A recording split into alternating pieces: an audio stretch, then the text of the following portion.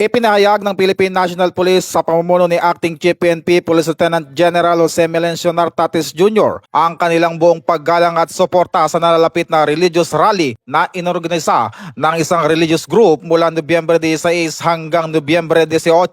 Sa naturang pagtitipon, 15,000 pulis ang ide-deploy sa pangunahing lugar kabilang ang EDSA Shrine, Senate of the Philippines, People Power Monument, House of Representatives, Quirino Grandstand, Liwasang Bonifacio, at iba pang observation posts at border control points sa Metro Manila. Binigyan din naman ni Police Lieutenant General Nartates na igagalang ang karapatan ng bawat Pilipino na malayang maisagawa ang kanilang pagtitipon at tungkulin ng PNP na tiyaking magiging ligtas ang bawat isa, hindi lamang para sa mga dadalo kundi pati sa buong komunidad.